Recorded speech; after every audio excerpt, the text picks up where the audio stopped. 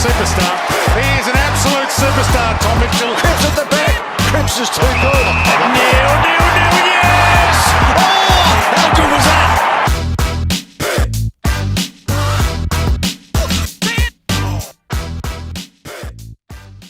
Tommy, good to be back, mate. Mate, we're back again.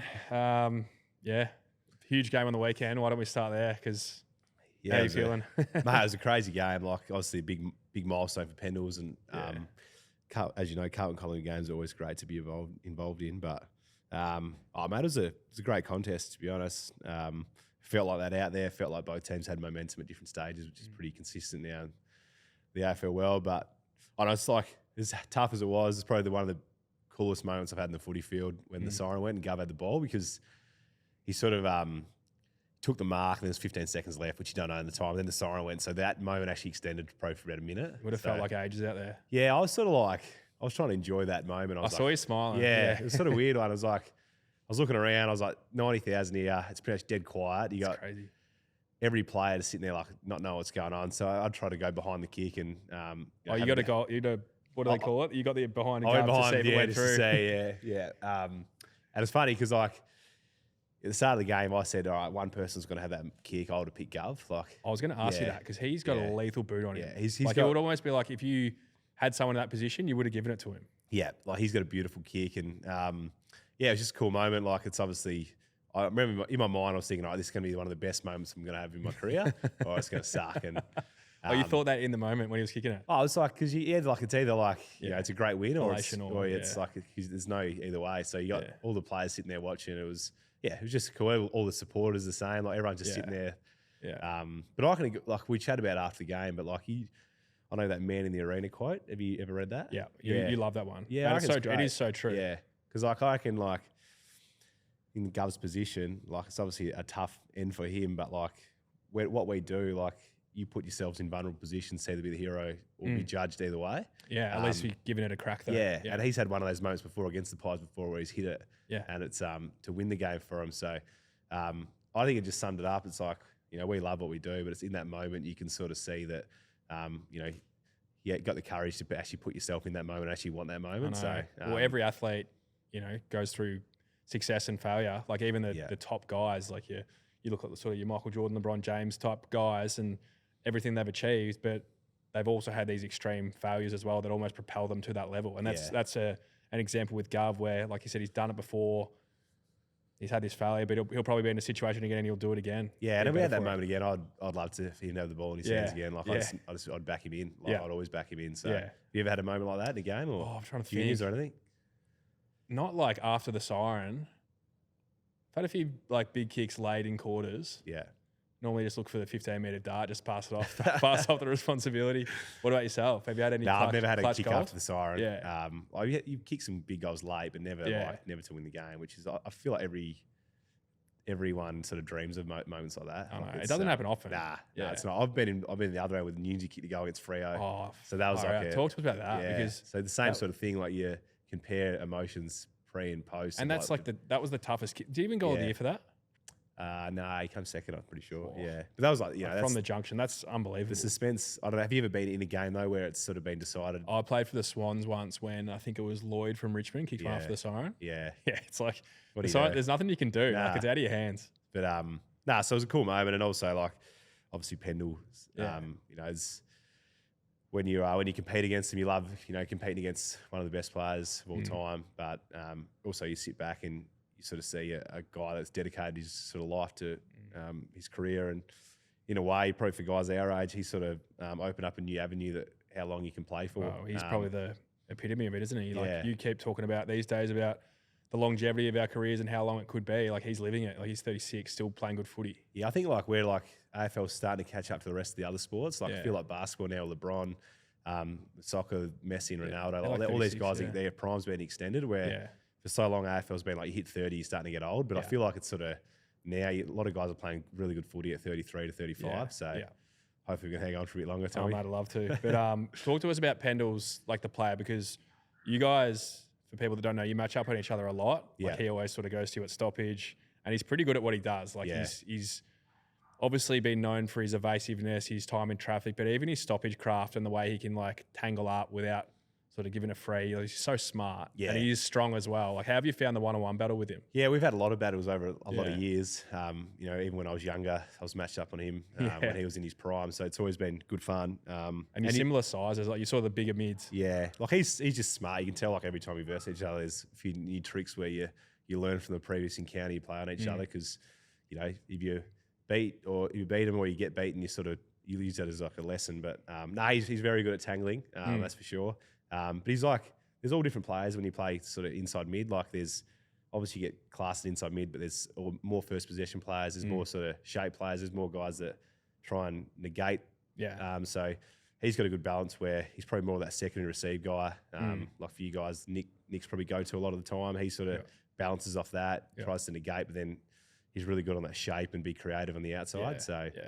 But also puts a lot of pressure on. So he's still playing at a high level, so I'm sure he's got a lot of footy left. But you can tell he's done a lot of work on his sort of body and mind to, he loves the process of week to week, which is, I suppose you got to when you get to that at that age. It was funny because obviously it was such a big occasion, 87,000 I think it was, and the club was so good we celebrated him as we should have. Yeah. But then we got back to work Monday and he was one of the first back to the gym. I'm like, this literally just sums him up as a person and as a player. Like, he was one of the only ones in the gym. Was pretty quiet. He's in there getting to work before anyone. I'm like, this is weird. Like he's obviously enjoyed the weekend with his family and his friends and the fans and everything. But it's like, all right, this is just what I do back to work. Yeah, it was really cool to see. How long do you reckon what's your guess? I can see him breaking the game's record. Yeah, easily. Yeah. Like I think for him it's more mental. I think physically he's great. Yeah, he said on the weekend he felt amazing, like in his legs and everything. So I think he's got the smarts to be able to get around the ground and. Even if he lacks a little bit of speed, smarts the position early or knowing when to go, and he's physically pretty strong. Yeah. So I think it'll be more mental for him. Yeah. But if he's enjoying it, like, I don't know, he could keep going for a while. I think as you get older, the mental side's like if your body's in good nick, it's whether you can keep the drive sort of freshness and the drive, because it takes a lot of effort to be able to perform at a high level for a long time. Also think how the team's going also impacts that too. Like when when you win, you want to be in a winning environment. More enjoyable. Like it's easier to rock up on a Monday after a win. So, so think about this: you've just played your 200th recently. Yeah, double your career from now. I know. Yeah. How would you go mentally by the end of that? We'll have to repeat the first sort of 8 years of my career. You don't want to repeat the start. I think I'd be just done. the last few years. Yeah, but I think if we're still in a position to be competing for the ultimate, then as long as my body feels good. I'll play as long as I can, but I think you'll know when your time's up. But I think it'll be like that moment where you'd be like, I've exhausted every possible sort of resource and energy into it. I think you still miss the competition of the game and playing in front of big crowds and that. Yeah. But all the other stuff that comes with it, it's probably time to give it away. But it'll be a long time away, hopefully, mate. I know, hopefully it is. Well, I saw what you spoke about post-game because I think Carlton might have posted on their socials. It was a pretty powerful message. And obviously, from what I can gather, Vossi speaks really well in front of the group, very measured in what he was saying.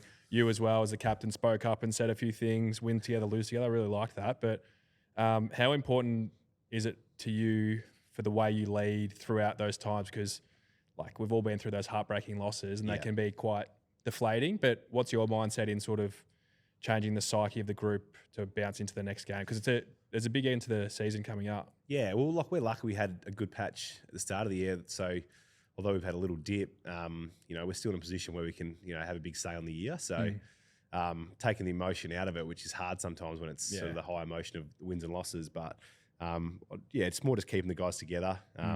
As a leader, it's like it's easier to lead when your team's at the top. It's so true. Just everything's in flow. So when things aren't going exactly the way you want, how do you keep the group together? How do you keep the energy high? Yeah, keep guys believing. Because as you know, form and I suppose confidence can fluctuate throughout a year, and you can see every team throughout the year. And you can get it like that, and you can lose it like that. Yeah. Every team's had their patches. No matter what team you look at the whole, which makes the year so crazy. But teams have had runs where they've lost a few in a row. Teams have had runs. Pretty much every team, I'm going to say. Think about the Swans; they're probably having their little rut. The Lions are second. Yeah. They obviously went zipping 4. Yeah.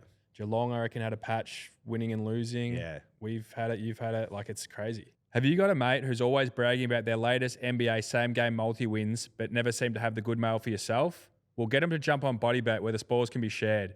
BuddyBet is your one-stop shop for social betting and has unique products like peer-to-peer, jackpot, and BuddyBet Golf that you won't find anywhere else. What are you really gambling with? For free and confidential support, call 1800-858-858 or visit gamblinghelponline.org.au. Yes, it's great. So it's just like for us, we got 3 games to go. We've got a great game against the Hawks this week, which should be exciting. That's a monster. And like they're all exciting. Like we're in a position now where we're in games that matter. Yeah. We get a say on them. It's in our control. And yeah, you get to these moments and you go 2 ways. You can really get anxious and fear, or you can be really excited and have the courage to get after it. And I'm big on that second phase because, we do all the hard work for so long. These are the moments you want. So it's like, do you want to step into them or do you want to let someone else sort of have the say? So that's sort of the energy in that we try and create. And, we got a lot of guys that played a lot of footy together now. So, we get everyone thinking in the same mindset, then you get out there and try and give your best crack. I'm always so fascinated by the work you've done in this mental space. I remember when we traveled together as well, must have been when we were going to see Giddy in America and you sort of had your booklet and you were reading and you were taking notes and you can even just see in the way you talk, like everything just comes out of you. You explain it so easily because you've obviously just like got such a good understanding of this space to help not only your team but yourself individually. What about for your personal game? What do you go back to? Like you still had a great game on the weekend, but like what's the thing you do, whether it be after a good game and a bad game, your mental approach to either bounce back or go again? Yeah, I'll try and keep my weeks like really consistent. So I know all athletes talk about that, and I'm supposed to give myself 24 hours post game to either like absorb the win absorb the loss or really like celebrate the win and just like. So mine will get the best or worst of you at home. Yeah, sometimes I can we're at the club and up and about, but she probably sees the real me sometimes. But it's like it's okay. I feel like as I've got older, I've been able to deal with the losses better and just take it for what it is and just sort of take the lessons out of the game and reset. But one thing I do, like sort of either most Sunday nights, I'll just sit down and plan my week out. So I know exactly what I'm doing throughout the whole week. And that's like around, my leadership, my all my craft, the stuff I want to do in my body, then the sort of the mindset stuff as well. So like, and my week's pretty consistent now because over the years I've sort of done that repetitively and sort of taken out things that, become draining, but also added things that I feel like have had impact, and then it's just trial and error. Yeah, cool. So I just do that every week. And it's not like by the minute, it's just like these are the main things I need to get done each day. And by doing that, it has consistency and then accountability too. Yeah. And then so like that gives you confidence that on game day, so I've done all the work, I've ticked up all these boxes, so now I can just go out and play. Yeah. And that's like, there's a range of things in that. But then the last 2 days, I really utilise, like the first half of the week, I try and utilise for like my leadership, get my body moving, sort of control the energy of the group. So what's an example of that? So like leadership and mindset is quite a broad use of words, but what are they specifically? Like, I'm going to go work on my leadership today. What does that look like for you? It's not like work on my leadership. It's more like, all right, how do I catch up with key leaders? How do I catch up with Vossi and sort of get the sort of feelings from the coaches, collaborate that, and then catch up with all the boys, sort of more of a bit of a set the intention of the week. So you're sort of the mediator between everyone, really. Yeah, it's just like you're trying to lead the boys and make sure we're all aligned. We've got a set of values and standards that we want to live by, but also how do we keep in that time we have a lot of like fun and enjoyment. It's not all just like this is what we got to do. It's like you start with that, set the intention, have a bit of fun. And then you sort of get around to guys, like pump guys up, like know the guys who you especially young guys, how do you build confidence in them? Or like, someone's had a poor game, like how do you get around them? Then there's young guys, like how do you help them sort of talk about planning their week? How do you help them set their week up? It's a big role being a leader. Yeah, it's good. I enjoy it though because it's like I love helping people. So it's sort of like, in a way you're trying to. It's naturally you're being yourself anyway. Yeah, really. And then back half the week's more like I try and be like, I've done that. Now it's like how can I make sure I'm ready for my game? And then on game day, there's a balance between like performance and then on-ground leadership, awareness. How do you control the energy of the group? Because sometimes the best way to lead is just to perform as well. Yeah. Like, so how do you like? So that's my sort of week. Like, what do you do mental wise? Yeah, I'm pretty structured as well. And this year's been different for me because obviously I haven't played much. I reckon I played the first 6, and then been injured since. So rehab's been a challenge. Like it's tough. Like you take for granted when you're just playing every week. I reckon I didn't miss a game for 5 years in a row. So I was like, you just expect you just roll out, and then it sort of made me reflect a little bit. Like, okay, with my leadership moving forward, I need to be constantly checking in on the guys in rehab, especially the long termers, because you sort of get consumed in your own world. Yeah, and in the 22 that's playing, and there's, even helping out the younger guys that aren't in the actual senior team at the moment, and just having more of those conversations on a daily basis. I think it just opens up your perspective a bit. So it's been good in that regard. I think from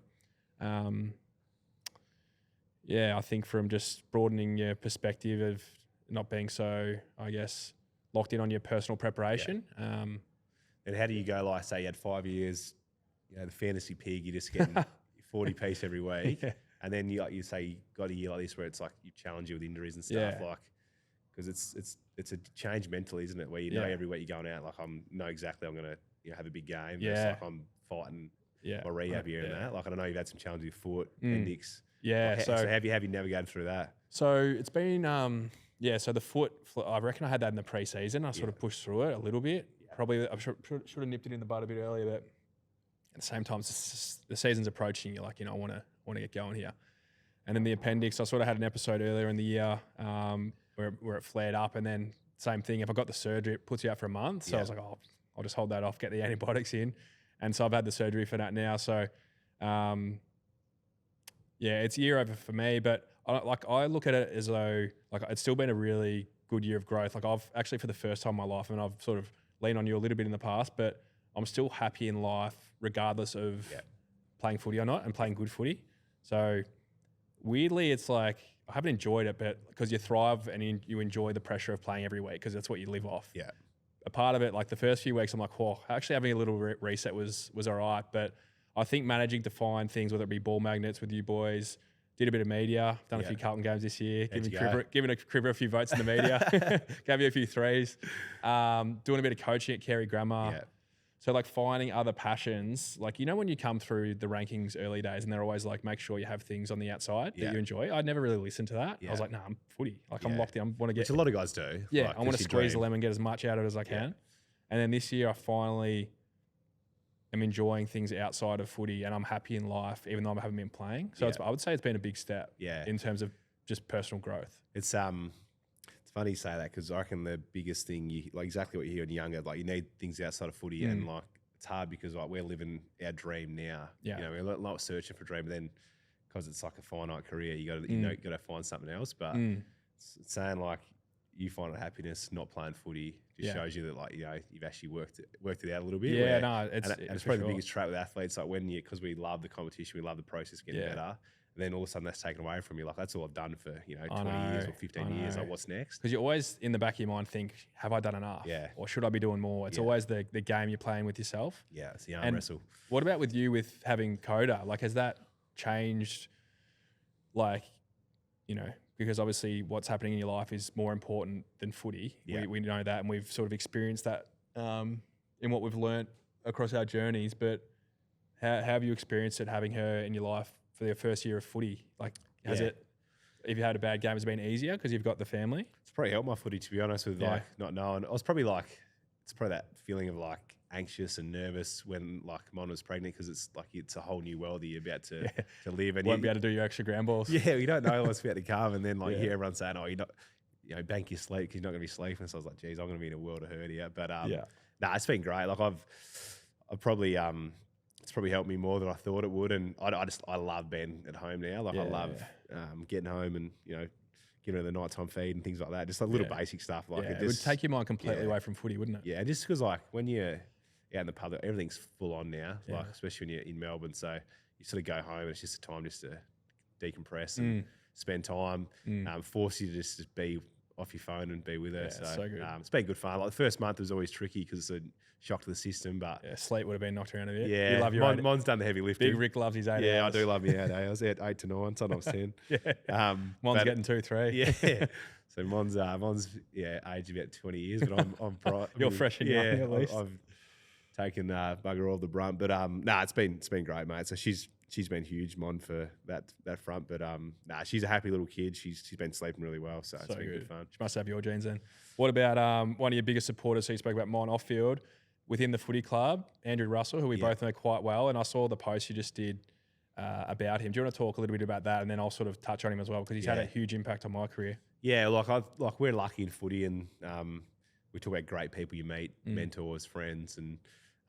He's finishing up in the years, but done 26 years. I think for context, he's won 6 or 7 flags in 26 years. So he's won every 4 or 5. Yeah, I think he was an assistant at Essendon. They won the flag in 2000. Went to Port. They won the flag 2004. Went to Hawks. They won 4 under his thing. And then he's helped. He came at a time when we bottomed out at the start of 2018. So for me individually, and I know I echo a lot of the boys there, he's probably had one of the biggest impacts on me in my career. Sort of like from footy point of view, high performance. Like he's a guru in terms of like the little details in high performance, throwing ideas at you to get better. Yeah.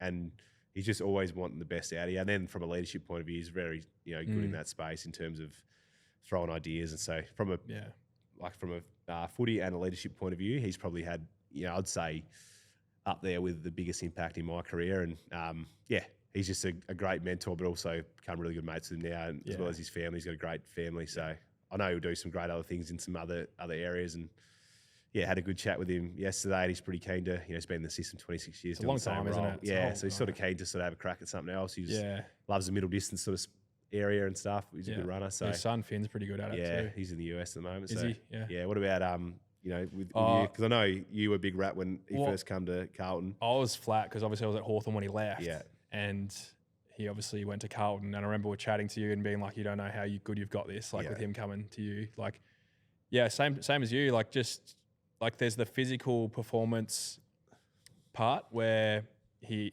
remember probably my best year of footy would have been 2018. I just remember how fit he got our whole team. But specifically, I remember going to that preseason like, I've never been this fit. He got me so fit. And then I probably more leaned on him from a psychology point of view more than anything. Like you were talking about with mindset, because he'd been around the game so long, around so many champion players who he looked up to, he'd sort of relate you to players he thought were similar and how they navigated through situations, and just super smart guy. His wife's obviously a psychologist as well. So I think that's where he gets a lot of his leadership and mindset stuff from. But it sounds like when he came to Carlton, where'd you guys finish in 19? Was that down the ladder? We finished, what did we win in 19? No, we ended up from 2018 to mid-2019, we won 3 out of 44 games, which I've chatted about before. Yeah. So he's sort of been on the journey with you guys to where you are now. We all sort of bottomed out and sort of changed a lot of things. And there's been a lot of go on between that time. But he's sort of seen it all. He's sort of helped us navigate through a pretty tricky time. And I know even Doc did another post as well. But, for someone like Doc, he's gone through some knees, 2 bouts of cancer, another knee, and then you think about in 2022 when he came back, had chemo, finished his second year BNF, has one of the all-time years. Like just crazy. The impact he's had on both of us, but also a lot of the senior guys have been huge. Yeah, 100%. What about the Boomers? Let's get to the basketball. Enough footy. Yeah. Did you watch the other night? Yeah, I watched the replay. I watched the first part of it and then watched the replay the next day. So a bit like everyone, you're always flat because you follow pretty close. I love my basketball. So they come out so hot, they were just shooting the lights out. I thought it was almost like I had a sense that they were going to come back. Yeah, with somebody like Jokic, Jokic he's just so big. But Paddy Mills and Giddy couldn't miss early. Like they were on fire. Have you been watching all of it, like the USA Olympics? Or you mean the Team USA? Just like the basketball, I have. Yeah. Like been watching replays. Like it's funny on socials and that there must be rights with. You don't see a lot of clips out there. Yeah, I think the Olympics have said that they're not allowing that, so they're forcing people to actually watch. But that Team USA team is stacked. I was looking forward because if we won that game, we would have played Team USA. Really? That would have been It's amazing how you look at they're all the biggest dogs, but LeBron's still the alpha there. And he's the favourite to win the. I don't know if they do an MVP of the tournament. Do you know if they do an MVP? Yeah, I think they do because I saw some ranking thing. Yeah, if he wins that, gee whiz, he'll win it. But what about other sports in the Olympics? I've sort of watched a bit of everything. Yeah, I'm the same. What have you gone to? I've watched some pretty rare sports. I've watched skateboarding. Skateboarding's been unreal. Badminton. Yeah. Equestrian. I don't know. I've tried to watch a little bit of everything. Yeah. No, I've been saying I love the swimming and the athletics. Yeah, it's number one. Yeah. But the bit of the water polo. Yeah. Been going well in the water polo. Synchronized swimming. Have you seen some of the routines they've done? That's diving. Incredible. I love the synchronized diving. Yeah, that's cool. It's that's hard work. Gymnastics is crazy. Gymnastics is good. Yeah. But I'll be the same bit of everything. But the skateboarding for me, they're all so young in the skateboarding. Is it just new to the Olympics? Is that right? I think so. Yeah. Some of their tricks, man, they're it's pretty cool. Yeah. The one that I find bizarre is the 3-on-3 basketball. Yeah. So there's basketball, but then to play in 3-on-3 basketball, I think is the rule you can't be a professional. Yeah. So none of the NBA players can play in it. Yeah. It just doesn't make sense how that's an Olympic sport. I can't wrap my head around that. No, I know. These are I feel there's some sports that have major competitions, then they have the Olympics. It's what's more you got the Soccer World Cup, then you got the Soccer Olympics. It's that's true. There's so many different I suppose big occasions for them, but what's the pinnacle for each sport? Yeah. So. Yeah, true. What about the run home for the Blues? So we'll go back to footy because that's why everyone wants to listen to Crippa. Yeah. But so who do you play? Hawthorn this We week? got Hawks, then Eagles back in WA. the West, and then we got Saints to finish on Sunday. So Yeah. should be mate, the last 3 weeks for the whole AFL is going to be great to watch. Like, I know, there's there's so many much, games and that could shape the year. A lot of the teams that say that top 12 bracket all play each other, so it's Yeah. going to be a lot of sort of moving parts in the know. top 8. So, mate, it's like anything. It's like I said before, it's like excited by it. It's all in our control. So Yeah. So where exactly are you guys on the we're ladder? 8th. So you're in that, yeah. 1 game out of the 4. Have they put your statue up outside Optus Stadium yet? Optus, I love playing Optus. It's always good. It actually is. Apart from the J, I can best place It's to got play. a good vibe to it. And I don't know. It's something about when you go home, you always love playing there. Yeah. So. Yeah, 30 tickets. But all the Crippses. what about the Pies? Pies got who they got? So we got Swans Swans this is big, Yeah. Lions, Yeah. Demons. Yeah, right. So So- that's if you It'll give us a good indicator. Like if we win, we're in good shape, Yeah. and it'll be a good test this Friday. It'll be big. Swans are obviously backs against the wall. Yeah. They're under the pump a bit, but we put ourselves in a position where we need to win every game pretty much. I feel like a lot of teams that like similar, like because everyone's like either want to qualify or be top 4. So Yeah. I feel like there's probably Sydney probably locked top 4, but the other 10 are all sort of searching for the same thing, aren't they? No, So I know. I feel like any team that hits form at the right time is going to win this. Like I couldn't it's tell so you. open. Couldn't tell who's going to win it. Nah, it's so true. Like It's exciting though. anything can happen. Yeah. We should update everyone as well what we're doing with the app and sort of how we're going to go to more YouTube, because this has been something we've thought about for a little while. And basically, we've listened to our audience who have pretty much asked, we've had 35,000 users on the app, on Ball Magnus app, which has been unbelievable support. And sort of the feedback we've had is that everyone wants more accessible content. So we're going to actually transition a lot more of our long form content to YouTube. Yeah. So a lot of the stuff, we'll do a bit obviously today, but around our skills, drills, we've obviously done some stuff with the AFL, which has been cool. But yeah, going to make it easier for everyone. So both our social channels and YouTube, and make it a bit easier on everyone. So that's sort of where we're transitioning. Yeah, it's smart, mate. Sounds good. Yeah. So Bailey, anything else you want to add? Anything else we need to cover off on? You good? Yeah. All right, Rick. Happy days. I'll see you in 3 weeks, and Sounds it'll good, be brother. interesting to see how it all pans out. Should be good, mate. Yeah. Good chat. Good work.